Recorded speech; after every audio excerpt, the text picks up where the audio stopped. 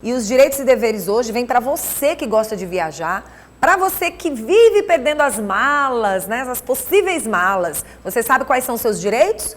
Como você pode recorrer a eles? Então fique ligado, porque Direitos e Deveres começa agora.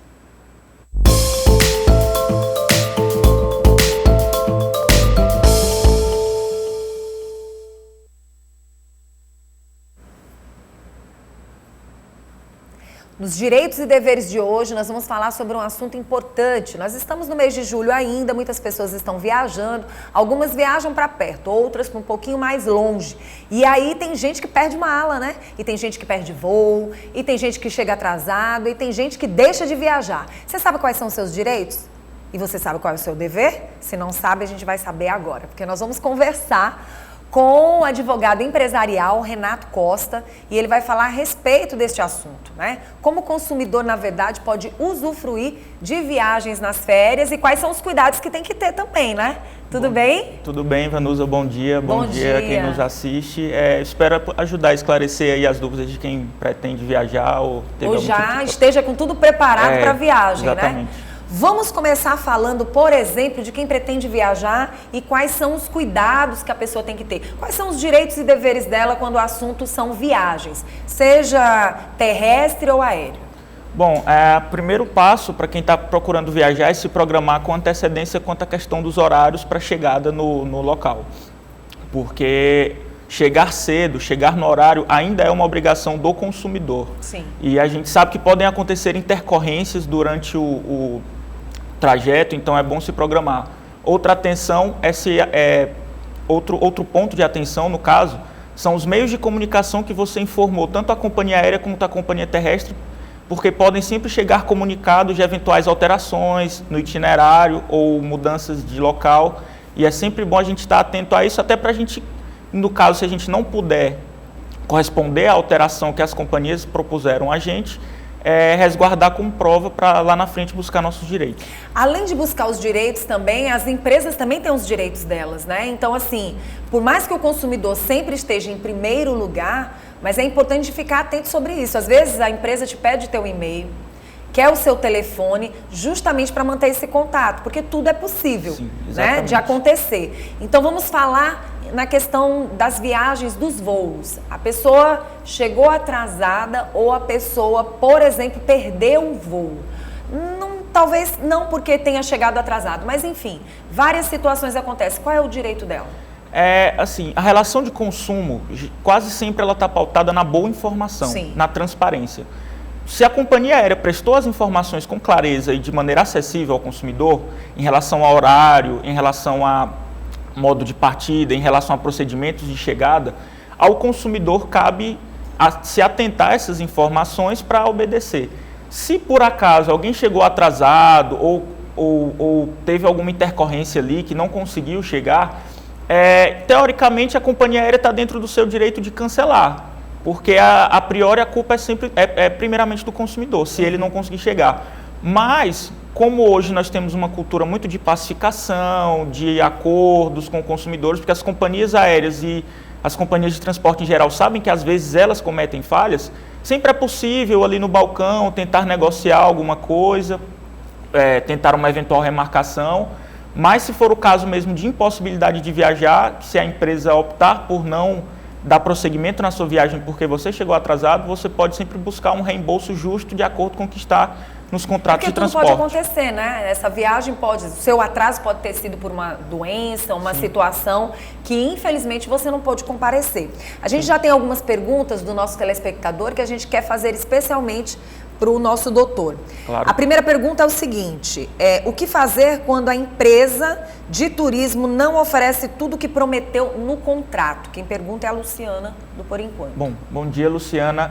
Quando as empresas não oferecem tudo que está no contrato, o consumidor ele pode proceder com o que a gente chama de abatimento proporcional do preço. Sim. Se eu paguei um determinado valor por uma determinada quantidade de atrações ou de oportunidades mesmo que você teria naquela viagem, a empresa não oferece, você pode buscar ou antes do pagamento, se você tiver conhecimento antes, ou após a viagem, porque muitas vezes a gente é negativamente surpreendido com isso.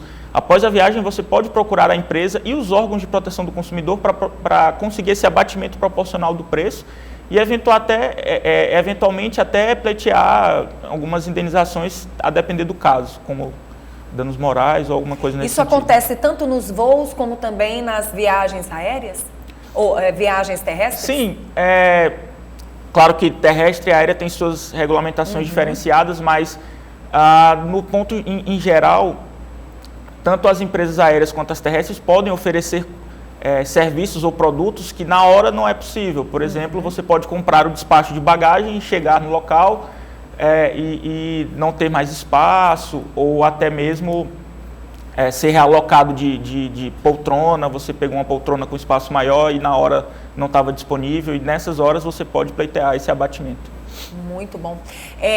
A gente também tem aquelas velhas queixas de perdas de malas ou malas que foram para outros estados, outras cidades.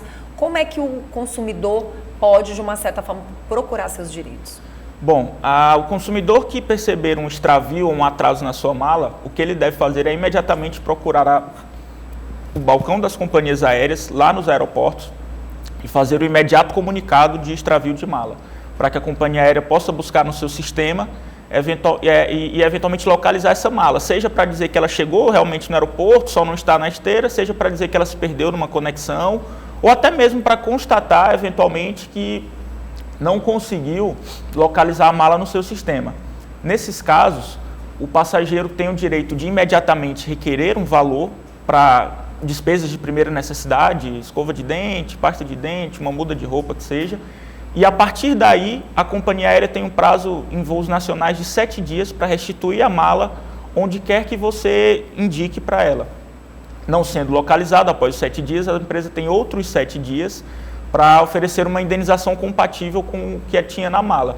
E aí, claro, o consumidor pode concordar, discordar dessa indenização, e mesmo nos casos em que a mala chegue dentro dos 7 dias, pode pleitear uma eventual indenização por prejuízo que ele tem. Às vezes tem que comprar uma muda de roupa, às vezes tem que comprar outra mala porque vai viajar para outro lugar, está de conexão.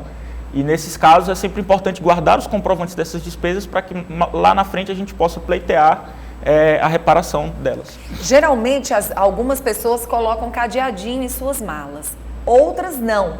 No caso da mala que foi mexida, como é que ela pode, de uma certa forma, cobrar ou exigir algo?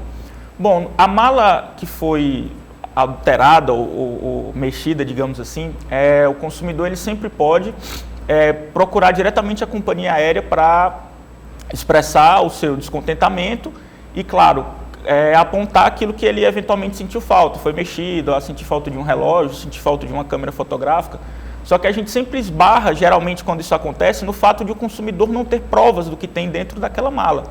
E a companhia aérea, por óbvio, teoricamente, ela não pode mexer na mala das pessoas para saber o que tem dentro. Você passa no raio-x para ter uma noção geral, mas você não pode entrar nos detalhes. Você não vai ver se tem um casaco de marca, alguma coisa assim.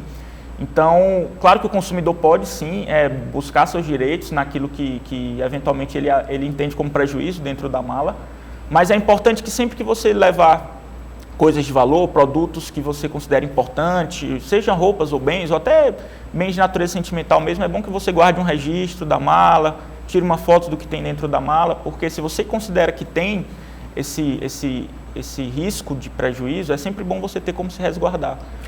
Quais são também os direitos daquelas pessoas que vão participar das excursões, né? Elas contratam uma empresa e aí vão numa turma.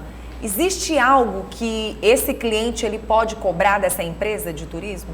Sim, os clientes que vão em excursões, geralmente eles vão com amigos ou conhecidos ou pessoas do seu ciclo para aproveitar uma série de experiências que tem ali naquela excursão. Então, a excursão é diferente do transporte. O transporte ele deixa lá e você faz a sua programação.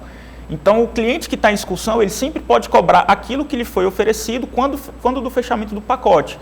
Excursão para, por exemplo, São Raimundo Nonato, eu tenho que visitar as pinturas. Chega lá, não visita as pinturas, alguma coisa assim. Então, você sempre pode cobrar da empresa da excursão aquilo que ela prometeu no pacote.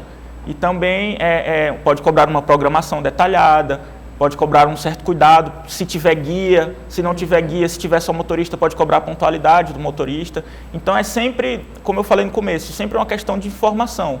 Você trabalha com as informações que você recebe da empresa de excursão e você cobra com base naquilo que você viu lá no começo, quando fechou o pacote, que ia ter direito. É importante de falar sobre esse assunto, porque às vezes você já fecha um pacote com determinados passeios. E aí quando você chega na cidade, quando você chega no local, aquele passeio, por exemplo, não existe mais.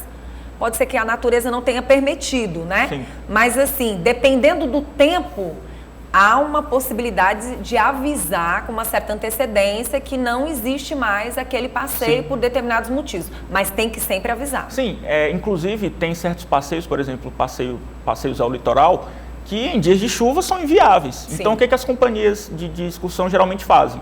Elas põem no contrato, que é possível pôr no contrato, que vai estar programado o passeio tal para o dia tal, mas que esse passeio está sujeito ao cancelamento em razão de chuvas, em razão de intempéries. E quando de negociar com o consumidor, informar, olha, se é o seu sonho fazer esse passeio aqui, eu fico feliz que você tenha nos procurado, mas eu tenho que lhe informar que nós estamos na temporada de chuvas, corre o risco, etc. E aí a companhia de turismo pode oferecer até um reembolso em caso de cancelamento. Mas é importante sempre a informação e a transparência. Quanto tempo, por exemplo, a pessoa perdeu a data da viagem e vai querer viajar numa outra situação? Tem tempo determinado para essa viagem? A empresa vai poder dizer, olha, é 1 ano, é menos de 1 ano?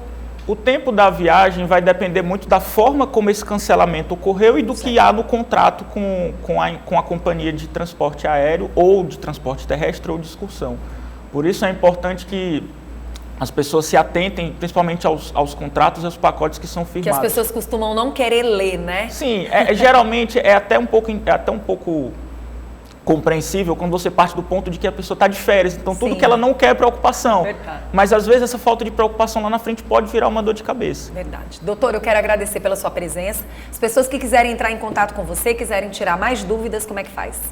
Vocês podem me encontrar no Instagram, @Renato Costa, e também eu trabalho junto com a OAB nesse sentido de direitos do consumidor e direito empresarial. Exatamente. Né? Então vocês podem procurar diretamente a OAB ou me procurar nas redes sociais. Tá bom, Renato, muito obrigada. Continua aqui com a gente, porque Direitos e Deveres volta na próxima semana.